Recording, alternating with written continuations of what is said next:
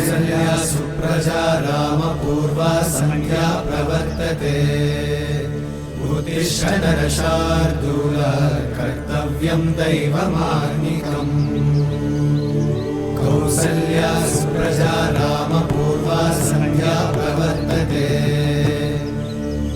उत्तिष्ठ नरशार्दूल कर्तव्यं दैवमान्निकम् उत्तिष्ठोत्तिष्ठ गोविन्द उत्तिष्ठ गरुडध्वज उत्तिष्ठ कमलाकान्त त्रैलोक्यं मङ्गलं कुरु उत्तिष्ठोत्तिष्ठ गोविन्द उत्तिष्ठ गरुडध्वज उत्तिष्ठ कमलाकान्त त्रैलोक्यं मङ्गलं कुरु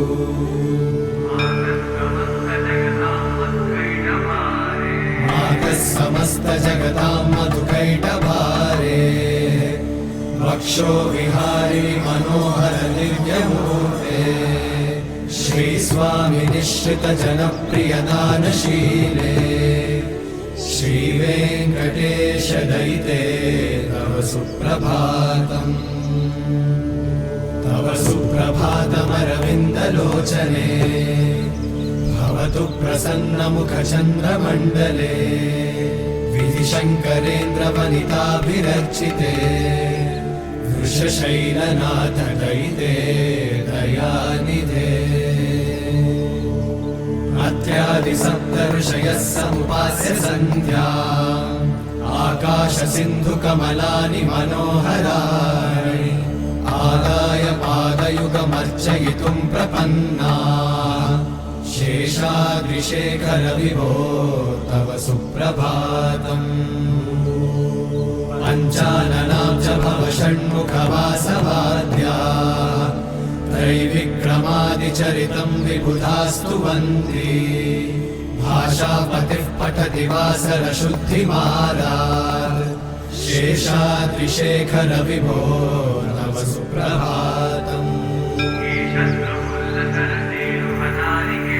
ईषत्प्रफुल्ल सरसीरुहनारिकेळ पूगद्रुमादिसुमनोहर पालिकानाम् आवाति मन्दमनिलः सह दिव्यगन्धैः शेषाद्रिशेखर विभो तव सुप्रभातम् उन्मील्य नेत्रयुगमुत्तमपञ्जरस्थाः पात्रावशिष्टकदलीफलपायसानि भुक्त्वा सलीलमथ केळिशुकाः पठन्ति शेषाद्रिशेखर विभो तव सुप्रभातम् तन्त्री प्रकर्षमधुरस्वनया विपञ्च गायत्यनन्तचरितं तव नारदोऽपि भाषा समग्रमसकृत्करचाररम्यम् शेषाद्रिशेखर विभो तव सुप्रभातम् भृङ्गावळी च मकरन्दरसानुविद्ध झङ्कारगीतनिरदै सह सेवनाय निर्यात्युपान्तसरसी कमलोदरेभ्यः शेषाद्रिशेखर विभो तव सुप्रभातम्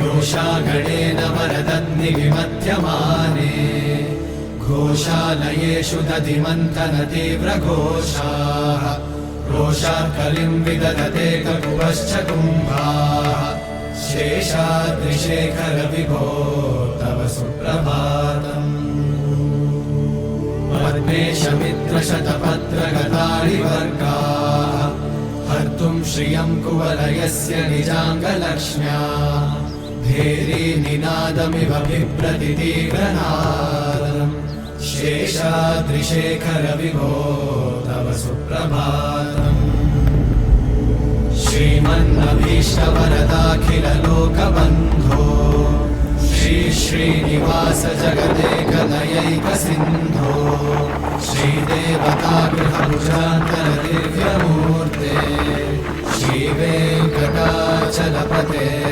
तव सुप्रभातम् श्रीस्वामी पुष्करिणिकाप्लवनिर्मलाङ्गा श्रेयोर्थिनो हरविरिञ्चि सनन्दनाद्याः द्वार ते वसन्ति वरवेत्रहतोत्तमाङ्गा श्रीवेङ्कटाचलपते तव सुप्रभातम्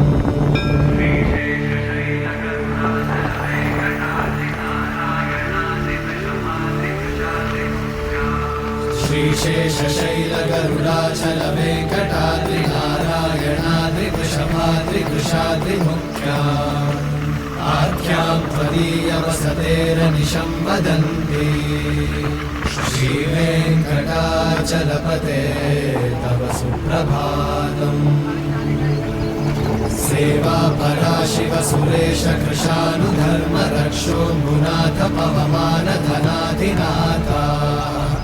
अर्धाञ्जलिं प्रविलसन्निज शीर्षदेशाः श्रीवेङ्कटाचलपते तव सुप्रभातम् घाटीषु ते विहगराज मृगाधिराज नागाधिराज गजराज हयाधिराजा स्वस्वाधिकारमहिमाधिकमर्थयन्ते श्रीवेङ्कटाचलपते तव सुप्रभातम्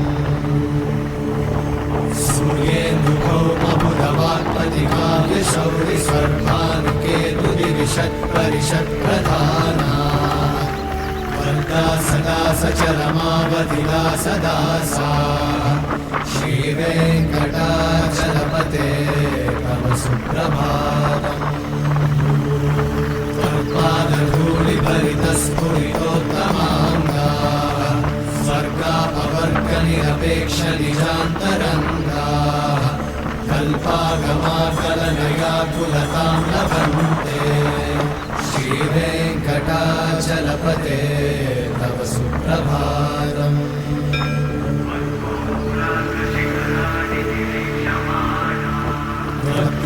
त्वत्तोपुराग्रशिखराणि निरीक्षमाणाः स्वर्गापवर्गपदवीं परमां श्रयन्तः मर्त्या मनुष्यभुवने मतिमाश्रयन्ते श्रीवेङ्कटाचलपते तव सुप्रभातम् श्रीभूमिनायकदयादिगुणामृताब्धे देवाधिदेव जगदेकशरण्यमूर्ते श्रीमन्मनन्तगरुडादिभिरर्चिताङ्घ्रे श्रीवेङ्कटाचलपते तव सुप्रभातम्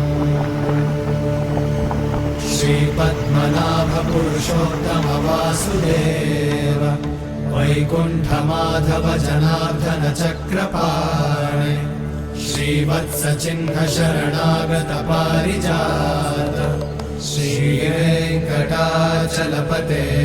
तव सुप्रभातम् कन्दर्पदर्पहर सुन्दर दिव्यमूर्ते कान्ताकुचाम्बुरुहकुट्मललोलदृष्टे कल्याण निर्मल गुणाकर दिव्यकीर्ते श्रीवेङ्कटाचलपते तव सुप्रभातम्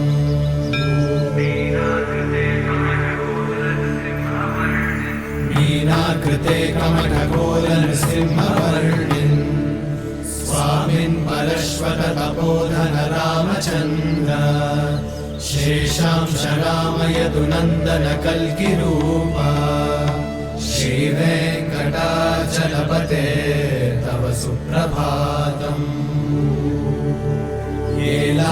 येलालवङ्गघनसार सुगन्धितीर्थम् दिव्यं वियत्सरिति हेमघटेषु पूर्णम् धृत्वाद्य वैदिकशिखामणयः प्रहृष्टाः तिष्ठन्ति वेङ्कटपते तव सुप्रभातम् भास्वानुदेति विकटानि सरोरुहाणि सम्पूरयन्ति निनदैककुपो विहङ्गाः श्रीवैष्णवाः सततमर्थितमङ्गलास्ते धामाश्रयन्ति तव वेङ्कटसुप्रभातम् ब्रह्मादयः सुरवराः समहर्षयस्ते सन्तः सनन्दनमुखास्त्वत योगिवर्याः कामान्निके तव हि मङ्गलवस्तु हस्ताः श्रीवेङ्कटाचलपते तव सुप्रभातम्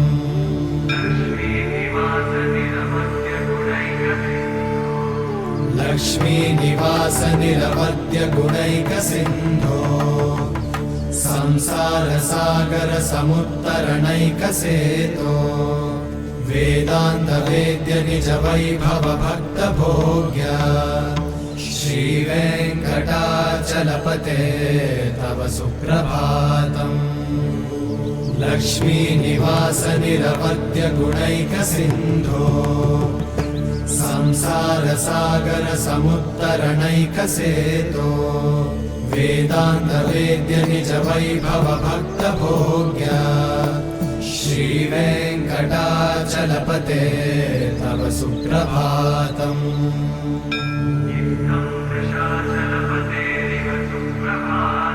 इत्थं वृषाचलपतेरिह सुप्रभातम् ये मानवः प्रतिदिनं पठितुं प्रवृत्ताः तेषां प्रभातसमये स्मृतिरङ्गभाजाम् प्रज्ञां परार्थसुलभां परमां प्रसूते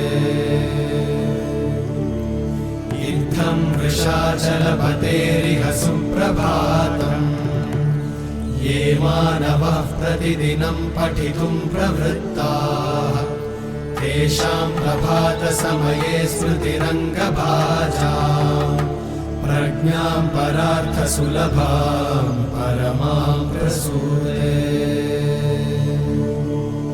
हरे कृष्ण कृष्ण कृष्ण हरे हरे हरे राम राम राम हरे हरे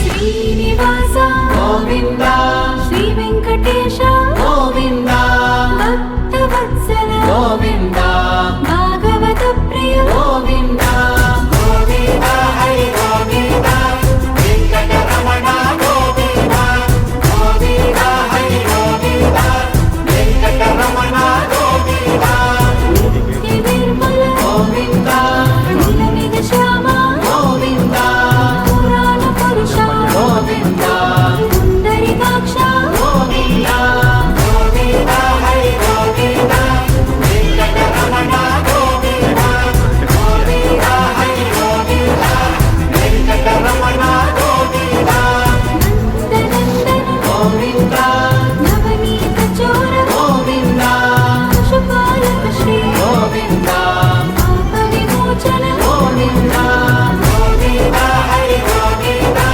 वेङ्कटरमण गोविन्द। चलो जंगल सफारी। अब जा रहे हैं हम हनुमान जी के जन्मस्थल। जे आम्हाला आता सांगितलं गेलं की आता असं प्रूफ झालंय की हे हनुमानजीचं जन्मस्थळ आहे. कारण बाजूलाच अंजनी मातेचं मंदिर आहे आणि या ठिकाणी भर जंगलामध्ये हनुमानजींचं जंगलमध्ये मंदिर आहे आणि प्रसिद्ध असं या ठिकाणी पाहायला मिळेल. येणारे जाणारे भक्त लोक. आम्ही चढून आलो, आता उतरत आहोत. बराच चढ आहे, नंतर उतार आहे आणि परत चढ आहे. पाहू शकतात पूर्ण जंगलाचा रस्ता आहे.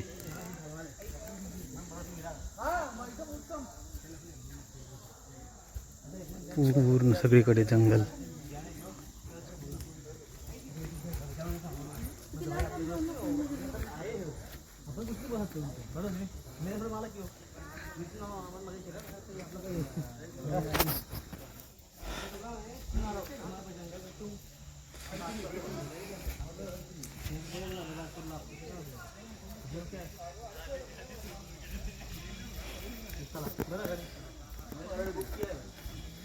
बरीच गर्दी या ठिकाणी बघायला मिळते.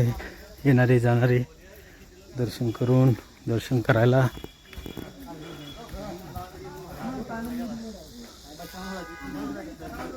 बरेच मोठे मोठे वृक्ष आहे या ठिकाणी.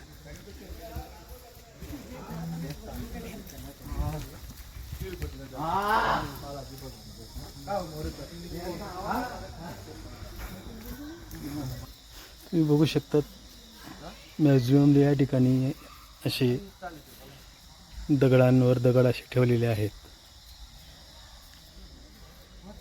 सगळीकडे तेच दिसेल तुम्हाला. अशी मान्यता आहे की हे दगडांवर दगड ठेवून मानता मानली जाते. आणि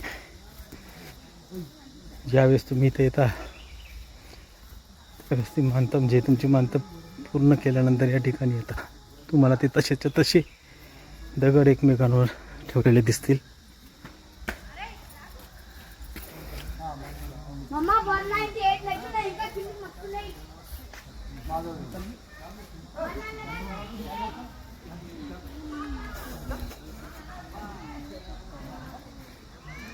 या ठिकाणी काही दुकानं सुद्धा आहेत पर्यटकांसाठी. थोडी विश्रांती घेणारे पर्यटक. आपण आजच्या कार्यक्रमाचे आमचे अध्यक्ष राजेश जाधव सर, तसेच आम्हाला नोकरी देणारे आमचे वटवृक्ष सांभाळणारे आणि समोर बघून दुसऱ्याला बोल. అంజనాద్రిపై సంతతి కొరకై అహోరాత్రములు తపస్సు చేసే వానర కేసరి కేసరి కుల సతి కడుపు పట్టగా జనించినాడొక అసమాన బలోద్ధతుడు సంయుతుడు అంజనాసుతుడు పవననందనుడు.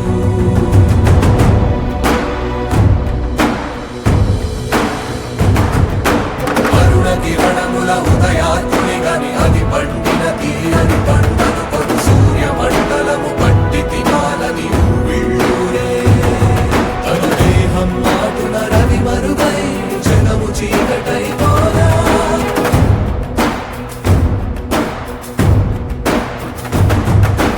అది అమరేంద్రుడు గమనించి తన ఐరావతమధిరోహించి ఆంజనేయుని సమీపించి తన వజ్రాయుధమును విసరగా అది పవననందనుని హనుముని తాకా చిందిన రక్త బిందువే విద్యుద్వేగంతో ధరణి స్థలి వంద కడలిలో చచ్చి వంద కడలి అట్టడుగున గల శ్రీరంగ శుద్ధి గర్భము చేరి